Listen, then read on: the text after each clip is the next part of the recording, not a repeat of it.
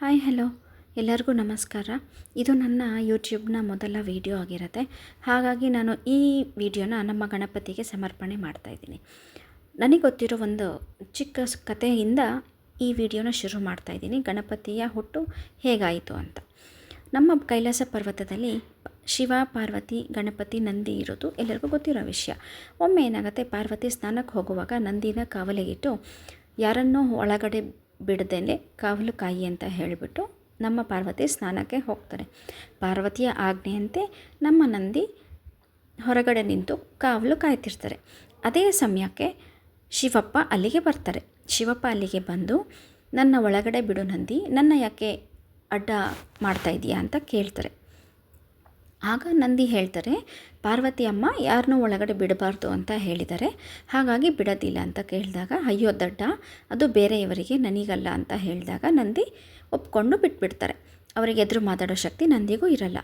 ಹಾಗಾಗಿ ನಮ್ಮ ಶಿವಪ್ಪ ಭಾಳ ಖುಷಿಯಿಂದ ಒಳಗಡೆ ಬರ್ತಾರೆ. ಒಳಗಡೆ ಬಂದು ನಮ್ಮ ಪಾರ್ವತಿಯನ್ನು ಮಾತಾಡಿಸ್ತಾರೆ. ಪಾರ್ವತಿ ನಮ್ಮ ಶಿವಪ್ಪ ಒಳಗಡೆ ಬಂದಿರೋದನ್ನು ನೋಡಿಬಿಟ್ಟು ಕೇಳ್ತಾರೆ, ಅರೆ ನೀವು ಹೇಗೆ ಒಳಗಡೆ ಬಂದ್ರಿ, ನಂದಿ ನಿಮ್ಮನ್ನು ಹೇಗೆ ಒಳಗಡೆ ಬಿಟ್ಟರು ಅಂತ. ಅದಕ್ಕೆ ನಾನು ಯಾಕೆ ಬರಬಾರ್ದು, ನಾನು ಬರೋದ್ರಿಂದ ಏನು, ನನ್ನನ್ನು ಅಡ್ಡಪಡಿಸೋದ್ರಿಂದ ನಂದಿಗೇನು ಉಪಯೋಗ ಅಂತ ಕೇಳ್ತಾರೆ.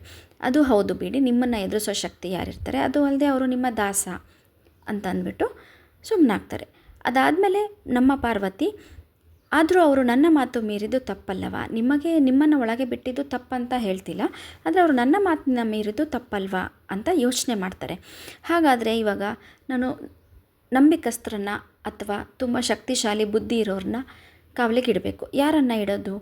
ನನ್ನ ಮಾತನ್ನು ಮೀರದೇ ಇರೋವಂಥವ್ರನ್ನ ಯಾರನ್ನಾದರೂ ಇಡಬೇಕಲ್ಲ ಅಂತ ಯೋಚನೆ ಮಾಡಿ ತನ್ನ ಮೈ ಮೇಲಿನ ಅರಿಶಿನ ಗಂಧವನ್ನು ತೇದಿ ಗಣನ ಮಾಡ್ತೀನಿ ಅಂತ ಯೋಚನೆ ಮಾಡಿಬಿಟ್ಟು ಏನು ಮಾಡ್ತಾರೆ, ಅರಿಶಿನ ಗಣ ಮಾಡಿ ಅದರಿಂದ ನಮ್ಮ ಗಣಪತಿನ ಸೃಷ್ಟಿ ಮಾಡ್ತಾರೆ.